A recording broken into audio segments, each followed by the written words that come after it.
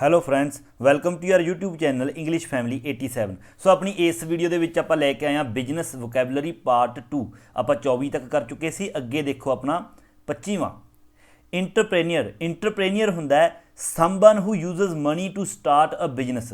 ਕੋਈ ਵੀ ਵਿਅਕਤੀ ਜਿਹੜਾ ਕਿ ਪੈਸਿਆਂ ਦਾ ਯੂਜ਼ ਕਰਦਾ ਹੈ ਕੋਈ ਬਿਜ਼ਨਸ ਸਟਾਰਟ ਕਰਨ ਦੇ ਲਈ, ਐਂਡ ਟੇਕਸ ਫਾਈਨੈਂਸ਼ੀਅਲ ਰਿਸਕ, ਅਤੇ ਫਾਈਨੈਂਸ਼ੀਅਲ ਰਿਸਕ ਲੈਂਦਾ, ਮਤਲਬ ਕਿ ਪੈਸਿਆਂ ਦਾ ਰਿਸਕ ਲੈਂਦਾ ਇਨ ਦਾ ਹੋਪ ਆਫ ਪ੍ਰੋਫਿਟ।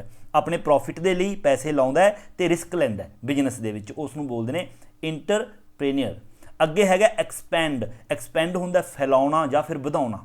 ਦੇਖੋ ਅੱਗੇ ਇਸ ਦੀ definition, the growth of a business, ਕਿਸੇ ਬਿਜ਼ਨਸ ਦੀ ਗਰੋਥ ਕਰਨੀ, to a stage at which, ਇੱਕ ਅਜਿਹੀ ਸਟੇਜ ਤੱਕ at which it seeks out additional options, ਵੀ ਜਿੱਥੇ ਆਪਾਂ ਨੂੰ ਐਡੀਸ਼ਨਲ ਆਪਸ਼ਨ ਮਿਲ ਜਾਂਦੇ ਨੇ ਟੂ ਜਨਰੇਟ ਮੋਰ ਪ੍ਰੋਫਿਟ, ਮਤਲਬ ਕਿ ਜ਼ਿਆਦਾ ਪ੍ਰੋਫਿਟ ਕਮਾਉਣ ਦੇ ਲਈ ਆਪਾਂ ਨੂੰ ਐਡੀਸ਼ਨਲ ਆਪਸ਼ਨ ਨੇ ਜਿਹੜੇ ਉਹ ਮਿਲ ਜਾਂਦੇ ਨੇ ਕਿ ਬਿਜ਼ਨਸ ਨੂੰ ਜ਼ਿਆਦਾ ਵਧਾਉਣਾ ਚੜਾਉਣਾ।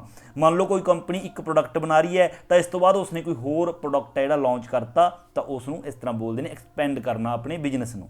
ਅੱਗੇ ਹੈਗਾ ਫ੍ਰੀਲੈਂਸ ਹੁੰਦਾ ਹੈ working for different companies at different Times, ਅਲੱਗ-ਅਲੱਗ ਸਮੇਂ 'ਤੇ ਅਲੱਗ-ਅਲੱਗ ਕੰਪਨੀਆਂ ਦੇ ਲਈ ਕੰਮ ਕਰਨਾ, ਮਤਲਬ ਇੱਕ ਤੋਂ ਜ਼ਿਆਦਾ ਕੰਪਨੀਆਂ ਦੇ ਲਈ ਕੰਮ ਕਰਨਾ, rather than being permanently employing by one company, ਮਤਲਬ ਕਿ ਇੱਕ ਹੀ ਕੰਪਨੀ ਦੇ ਵਿੱਚ ਪਰਮਾਨੈਂਟ ਕੰਮ ਨਾ ਕਰਕੇ ਅਲੱਗ-ਅਲੱਗ ਕੰਪਨੀਆਂ ਦੇ ਲਈ ਕੰਮ ਕਰਨਾ, ਉਸ ਨੂੰ ਬੋਲਦੇ ਨੇ ਫ੍ਰੀਲੈਂਸ। ਅੱਗੇ ਹੈਗਾ ਗਿਗ ਇਕੋਨਮੀ ਕੀ ਹੁੰਦਾ ਹੈ? ਅ ਲੇਬਰ ਮਾਰਕੀਟ, ਇੱਕ ਲੇਬਰ ਮਾਰਕੀਟ ਵਿਚ consists of part time work done by people, ਜਿਹੜੇ ਕਿ ਇੱਕ ਪਾਰਟ ਟਾਈਮ ਜਿਹੜਾ ਕੰਮ ਹੈ ਲੋਕਾਂ ਦੇ ਲਈ ਕੀਤਾ ਜਾਂਦਾ ਹੈ, ਹੂ ਆਰ ਸੈਲਫ ਇੰਪਲੋਇਡ ਔਰ ਔਨ ਟੈਂਪਰਰੀ ਕੰਟਰੈਕਟ, ਜਿਨ੍ਹਾਂ ਨੂੰ ਕਿ ਸੈਲਫ ਇੰਪਲੋਇਡ ਹੁੰਦੇ ਨੇ ਜਾਂ ਤਾਂ ਉਹ ਖੁਦ ਆਪਣਾ ਕੰਮ ਆਪ ਕਰਦੇ ਨੇ ਕਿਸੇ ਮਤਲਬ ਕੰਪਨੀ ਦੇ ਵਿੱਚ ਜਾ ਕੇ ਉੱਥੇ ਪਰਮਾਨੈਂਟ ਕੰਮ ਨਹੀਂ ਕਰਦੇ, ਜਾਂ ਫਿਰ ਟੈਂਪਰਰੀ ਕੰਟਰੈਕਟ 'ਤੇ ਉਹਨਾਂ ਨੂੰ ਰੱਖਿਆ ਜਾਂਦਾ ਹੈ, ਉਸ ਨੂੰ ਬੋਲਦੇ ਨੇ, ਉਸ ਲੇਬਰ ਮਾਰਕੀਟ ਨੂੰ ਬੋਲਦੇ ਨੇ ਗਿਗ ਇਕੋਨਮੀ। ਅੱਗੇ ਹੈਗਾ ਗੋ ਪਬਲਿਕ ਹੁੰਦਾ to become a public company in ਵਿਚ ਐਨੀਵਨ ਕੈਨ ਇਨਵੈਸਟ, ਕਿਸੇ ਵੀ ਕੰਪਨੀ ਨੂੰ ਪਬਲਿਕ ਕਰ ਦੇਣਾ ਕਿ ਜਿਸ ਦੇ ਵਿੱਚ ਕੋਈ ਵੀ ਬੰਦਾ ਇਨਵੈਸਟ ਕਰ ਸਕਦਾ ਹੈ, ਕੋਈ ਵੀ ਬੰਦਾ ਉਸਦੇ ਸ਼ੇਅਰਸ ਨੇ ਜਿਹੜੇ ਖਰੀਦ ਸਕਦਾ ਹੈ। ਹਿਊਮਨ ਰਿਸੋਰਸਿਸ ਕੀ ਹੁੰਦੇ ਨੇ? ਦ ਇੰਪਲੋਇਜ਼ ਆਫ ਅ ਬਿਜ਼ਨਸ, ਕਿਸੇ ਵੀ ਬਿਜ਼ਨਸ ਦੇ ਇੱਕ ਇੰਪਲੋਈ ਕਰਮਚਾਰੀ ਜਿਹੜੇ ਉੱਥੇ ਕੰਮ ਕਰਦੇ ਨੇ, ਔਰ ਆਰਗੇਨਾਈਜੇਸ਼ਨ ਜਾਂ ਕਿਸੇ ਸੰਸਥਾ ਦੇ ਕਰਮਚਾਰੀ, known as an important capital because of their skills and ability, ਆਪਣੀ ਸਕਿੱਲ ਅਤੇ ਐਬਿਲਿਟੀ ਦੇ ਕਾਰਨ ਉਹਨਾਂ ਨੂੰ ਇੱਕ ਇੰਪੋਰਟੈਂਟ ਕੈਪੀਟਲ, ਇੱਕ ਪੂੰਜੀ ਹੈ ਜਿਹੜੀ ਮੰਨਿਆ ਜਾਂਦਾ ਕਿਸੇ ਕੰਪਨੀ ਦੀ, ਉਹਨਾਂ ਨੂੰ ਬੋਲਦੇ ਨੇ ਹਿਊਮਨ ਰਿਸੋਰਸਿਸ। ਅੱਗੇ ਹੈਗਾ ਇੰਪੈਕਟ ਦਾ ਕੀ ਹੁੰਦਾ ਹੈ? ਆਪਣਾ definition, the action of one object coming forcefully into contact with others, ਇੱਕ ਆਬਜੈਕਟ ਦਾ ਕਿਸੇ ਦੂਸਰੇ ਆਬਜੈਕਟ ਦੇ ਕੰਟੈਕਟ ਦੇ ਵਿੱਚ ਆਉਣਾ ਫੋਰਸਫੁਲੀ, ਉਸ ਨੂੰ ਬੋਲਦੇ ਨੇ ਇੰਪੈਕਟ। ਇਨਵੈਸਟ ਕੀ ਹੁੰਦਾ ਹੈ? To put money into financial schemes, ਆਪਣਾ ਪੈਸਾ ਕਿਸੇ ਵੀ ਫਾਈਨੈਂਸ਼ੀਅਲ ਸਕੀਮ ਦੇ ਵਿੱਚ ਆਪਣਾ ਪੈਸਾ ਲਾਉਣਾ, with the expectations of achieving a profit, ਮਤਲਬ ਕਿਸੇ ਪ੍ਰੋਫਿਟ ਹੈ ਜਿਹੜਾ ਉਸ ਦੀ ਕਾਮਨਾ ਦੇ ਲਈ ਕਿ ਸਾਨੂੰ ਪ੍ਰੋਫਿਟ ਹੋਊਗਾ, ਆਪਣਾ ਪੈਸਾ ਜਿਹੜਾ ਇਨਵੈਸਟ ਕਰਨਾ, ਇਹ ਆਪਾਂ ਨੂੰ ਇਨਵੈਸਟਮੈਂਟ ਸਾਰਿਆਂ ਨੂੰ ਪਤਾ ਹੀ ਹੈ। ਨੈਕਸਟ ਹੈ ਲਾਂਚ, ਕਿਸੇ ਵੀ ਚੀਜ਼ ਨੂੰ ਲਾਂਚ ਕਰਨਾ। ਲਾਂਚ ਕੀ ਹੁੰਦਾ ਹੈ? ਬਿਗਨਿੰਗ ਸਮਥਿੰਗ ਨਿਊ, ਕਿਸੇ ਚੀਜ਼ ਦਾ ਨਵਾਂ, ਕਿਸੇ ਨਵੀਂ ਚੀਜ਼ ਨੂੰ ਸਟਾਰਟ ਕਰਨਾ, ਸੱਚ ਐਜ਼ ਬਿਜ਼ਨਸ ਔਰ ਪ੍ਰੋਜੈਕਟ, ਜਿਸ ਤਰ੍ਹਾਂ ਕਿ ਕੋਈ ਬਿਜ਼ਨਸ ਜਾਂ ਫਿਰ ਪ੍ਰੋਜੈਕਟ। ਅੱਗੇ ਹੈਗਾ ਲੀਡਰਸ਼ਿਪ ਕੀ ਹੁੰਦੀ ਹੈ? The action of leading a group of people, ਕਿਸੇ ਲੋਕਾਂ ਦੇ ਗਰੁੱਪ ਨੂੰ ਲੀਡ ਕਰਨਾ, ਮਤਲਬ ਕਿ ਉਹਨਾਂ ਨੂੰ ਆਰਡਰ ਦੇਣਾ, ਔਰ ਐਨ ਆਰਗੇਨਾਈਜੇਸ਼ਨ ਜਾਂ ਫਿਰ ਕਿਸੇ ਸੰਸਥਾ ਨੂੰ, ਉਸ ਨੂੰ ਲੀਡਰ ਬੋਲਦੇ ਨੇ। ਮੰਨ ਲਓ 5 ਜਣਿਆਂ ਦਾ ਗਰੁੱਪ ਹੈ, ਉਸ ਦੇ ਵਿੱਚੋਂ ਜਿਹੜਾ ਇੱਕ ਵਿਅਕਤੀ ਸਾਰਿਆਂ ਨੂੰ ਲੀਡ ਕਰਦਾ, ਆਰਡਰ ਦਿੰਦਾ ਹੈ, ਜਾਂ ਫਿਰ ਕੋਈ ਸੰਸਥਾ ਹੈ ਉਸ ਨੂੰ ਲੀਡ ਕਰਦਾ, ਉਸ ਨੂੰ ਲੀਡਰ ਬੋਲਦੇ ਨੇ, ਲੀਡਰਸ਼ਿਪ। ਅੱਗੇ ਹੈਗਾ ਮਰਜਰ ਕੀ ਹੁੰਦਾ ਹੈ? A merger is the joining together of two companies or organisation, ਮਤਲਬ ਕਿ ਦੋ ਕੰਪਨੀਆਂ ਜਾਂ ਫਿਰ ਦੋ ਆਰਗੇਨਾਈਜੇਸ਼ਨਸ, ਦੋ ਸੰਸਥਾਵਾਂ ਨੇ ਜਦੋਂ ਟੂਗੈਦਰ ਇਕੱਠੀਆਂ ਹੁੰਦੀਆਂ ਨੇ, ਸੋ ਦੈਟ ਦੇ ਬਿਕਮ ਵਨ, ਤਾਂ ਕਿ ਉਹ ਇੱਕ ਬਣ ਸਕਣ, ਤਾਂ ਉਸ ਨੂੰ ਬੋਲਦੇ ਨੇ ਮਰਜਰ। ਵੈਸੇ ਮਰਜ ਹੁੰਦਾ ਹੈ ਮਿਲਾਉਣਾ ਜਾਂ ਇਕੱਠਾ ਕਰਨਾ। ਮਲਟੀਨੈਸ਼ਨਲ ਕੀ ਹੁੰਦਾ ਹੈ?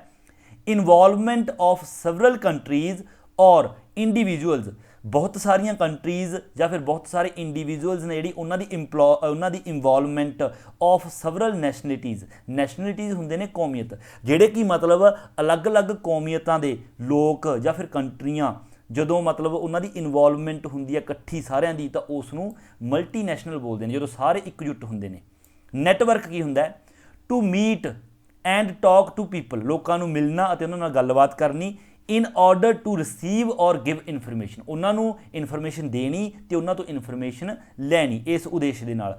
ਅਬਾਊਟ ਬਿਜ਼ਨਸ ਓਪਰਚੁਨਿਟੀਜ਼, ਉਹਨਾਂ ਨਾਲ ਬਿਜ਼ਨਸ ਦੇ ਸੰਬੰਧ ਦੇ ਵਿੱਚ ਕੋਈ ਮਤਲਬ ਗੱਲਬਾਤ ਕਰਨੀ, ਇਨਫੋਰਮੇਸ਼ਨ ਦੇਣੀ ਤੇ ਲੈਣੀ, ਉਸ ਨੂੰ ਬੋਲਦੇ ਨੇ ਨੈਟਵਰਕ, ਨੈਟਵਰਕਿੰਗ ਵੀ ਬੋਲ ਦਿੰਦੇ ਨੇ। ਆਊਟਸੋਰਸ ਕੀ ਹੁੰਦਾ ਹੈ? obtaining, obtain ਹੁੰਦਾ ਪ੍ਰਾਪਤ ਕਰਨਾ, obtaining goods or services from an outside supplier, ਕਿਸੇ ਬਾਹਰਲੇ ਆਊਟਸਾਈਡ ਸਪਲਾਇਰ ਤੋਂ ਕੋਈ ਵੀ ਚੀਜ਼ਾਂ, ਗੁੱਡਸ ਜਾਂ ਫਿਰ ਸਰਵਿਸ ਪ੍ਰਾਪਤ ਕਰਨੀ, ਉਸ ਨੂੰ ਬੋਲਦੇ ਨੇ ਆਊਟਸੋਰਸ।